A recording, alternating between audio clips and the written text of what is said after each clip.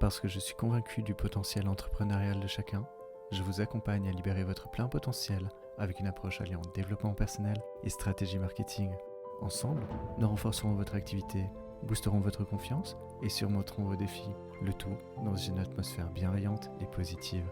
Alors, prêt à embarquer dans cette aventure où nous façonnerons votre succès entrepreneurial ? Bon, j'ai une bonne nouvelle pour les flemmards aujourd'hui. J'ai préparé une feuille d'exercice pour vous relatif à cet épisode. Donc si vous voulez pouvoir le retrouver, il sera directement mis à disposition sur mon site où vous pourrez directement le télécharger. Bon épisode. Bonjour à tous et bienvenue dans ce nouvel épisode dédié au planning éditorial. Quand on est entrepreneur, l'une de nos plus grandes appréhensions, c'est de jongler avec des milliers de tâches sans jamais trouver le bon équilibre. On se retrouve souvent à se demander si l'on sait vraiment où donner la tête.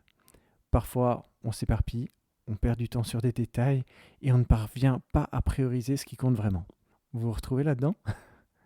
Mais là où l'organisation devient vitale, c'est surtout lorsqu'il s'agit de gérer les tâches qui nous prennent le plus de temps. Et parmi celles-ci, la rédaction de contenu de qualité tient une place toute particulière.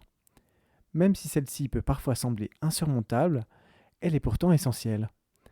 Quel que soit le canal choisi, publier du contenu de qualité régulièrement est indispensable pour toute activité. Ce contenu est souvent même le premier point de contact qu'a une personne avec votre site. Et plus encore, cela aide Google à mieux nous référencer. Mais cela crée aussi une habitude chez nos lecteurs. C'est cette régularité qui construit petit à petit notre communauté. Nos plus fidèles soutiens, nos meilleurs ambassadeurs et très probablement nos clients les plus fidèles. C'est la raison pour laquelle il est crucial de maintenir une certaine cadence, je dirais idéalement une fois semaine, pour garder le lien avec notre audience. Maintenant, soyons honnêtes, rédiger du contenu toutes les semaines n'est pas chose facile. C'est pour cela que personnellement, je prévois mes publications bien à l'avance, du moins je dis ça. J'en avais prévu 7 à l'avance, comme je vous avais dit dans un précédent podcast. Et finalement, adieu l'avance que j'avais prise parce que je me suis laissé rattraper. Et oui, même avec la meilleure volonté du monde, il suffit parfois d'un imprévu ou d'une urgence pour déroger à nos bonnes résolutions. Pour maintenir cet engagement sur le long terme, la clé, je pense, est la planification. Et devinez quoi ? C'est là qu'intervient notre fidèle allié, le planning éditorial. Planifier peut vraiment devenir motivant. Et oui, je sais, dit comme ça, vous ne me croyez pas, mais je vous assure que ça pourrait être le cas. Parce qu'une fois que c'est fait, vous savez exactement où vous allez et ce que vous allez faire. Fini le stress de la page blanche. Dans cet épisode, c'est exactement ce que nous allons accomplir. Planifier à l'avance nos créations de contenu et définir les meilleurs moments pour les partager. Donc voici ce que je vous propose aujourd'hui. Créez votre propre planning éditorial pour les 3 prochains mois, en détaillant tous les sujets que vous allez aborder. 3 mois planifiés d'un coup pour vous permettre d'avoir l'esprit tranquille et de savoir précisément ce que vous allez faire et quand vous allez le faire pour le prochain trimestre. Ok, c'est bien beau tout ça, vous allez me dire, mais c'est quoi un planning éditorial ? Eh bien, c'est un peu comme une feuille de route de votre création de contenu marketing. Il permet d'avoir une vue d'ensemble de toutes vos actions marketing. Bref, un outil d'exception permettant de rester cohérent et efficace dans votre stratégie. Mais plus concrètement, le planning éditorial, c'est ce qui vous aide à organiser et planifier vos créations et vos publications de votre contenu marketing sur vos différents canaux de communication, comme par exemple votre site web ou vos réseaux sociaux. Imaginez-le comme un calendrier où vous inscrivez tous les sujets que vous voulez aborder dans les prochains contenus. Mais pas que. Il détaille également les dates de publication prévues, les canaux sur lesquels vous voulez les partager, et même les thèmes que vous souhaitez aborder. Finalement, l'outil du planning éditorial vous aide à garder le cap et à rester organisé dans la jungle parfois chaotique du marketing en ligne. C'est un outil très pratique. surtout si vous voulez être sûr de pouvoir publier du contenu de qualité régulièrement, sans jamais vous retrouver à court d'idées ou de temps. Et devinez quoi? Dans un prochain épisode, je partagerai avec vous mes techniques de génération d'idées de contenu. Alors, restez à l'écoute. Bon, à quoi ça sert un planning éditorial plus précisément? Si vous hésitez encore à cette étape-ci de l'épisode de concevoir votre propre planning éditorial, laissez-moi vous dévoiler ma liste des 5 meilleurs avantages à cet outil. Le premier avantage, c'est vous permettre, vous l'aurez compris, d'avoir une vue d'ensemble. Avec un calendrier éditorial, tout est à portée de vue. Vous n'avez plus besoin de chercher l'information à droite ou à gauche, tout est concentré au même endroit. Imaginez-le comme une carte détaillée. Grâce à lui, vous saurez exactement où vous vous situez dans votre travail. Vous aurez une vision panoramique sur ce qui a été accompli, ce qui est en cours et ce qui vous reste à faire. Le deuxième point que je mettrai en avant, c'est permettre de maximiser la fidélisation de votre audience. Et oui, la régularité des publications est la clé de la fidélisation de votre audience. En anticipant les attentes de votre public et en répondant à ses besoins, vous créez un lien solide avec votre audience. Votre audience appréciera ce rendez-vous régulier je dirais même, et cela l'incitera à consulter régulièrement votre site et à vous suivre sur les réseaux sociaux. Le troisième point, il est apprécié des moteurs de recherche. Les moteurs de recherche favorisent les sites qui publient régulièrement du contenu pertinent, tout comme les réseaux favorisent les créations de contenu régulier. En maintenant un rythme de publication régulier, vous améliorez non seulement votre visibilité en ligne, mais aussi votre référencement naturel. Rappelez-vous, vous avez non seulement vos lecteurs à convaincre, mais aussi les moteurs de recherche. Quatrième point, je dirais adieu le syndrome de la page blanche. Et ça, c'est mon préféré.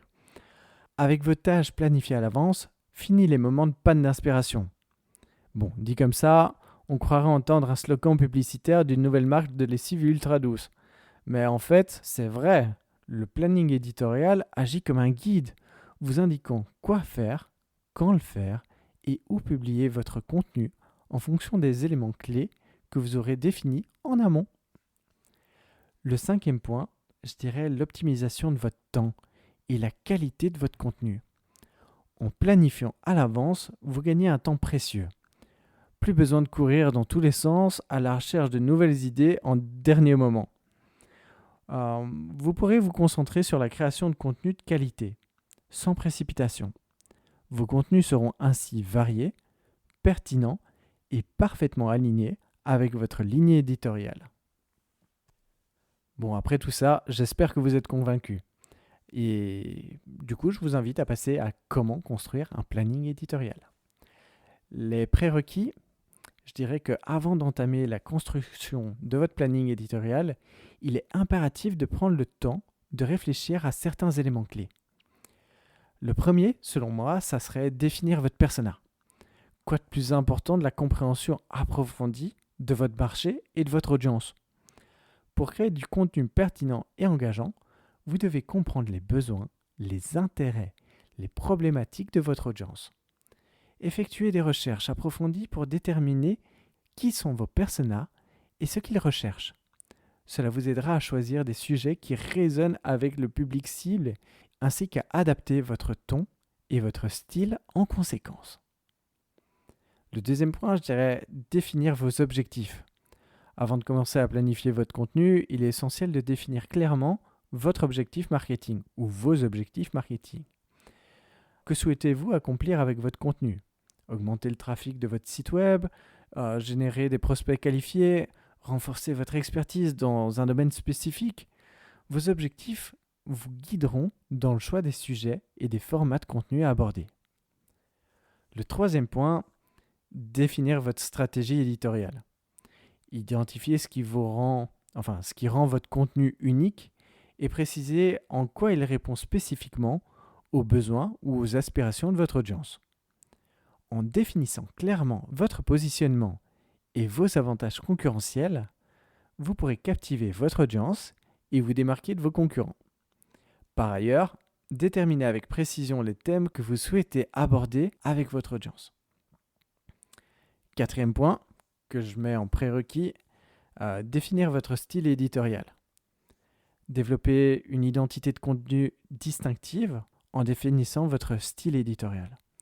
Cela implique de choisir une tonalité, un langage, un style qui reflète votre marque et qui résonne avec votre audience.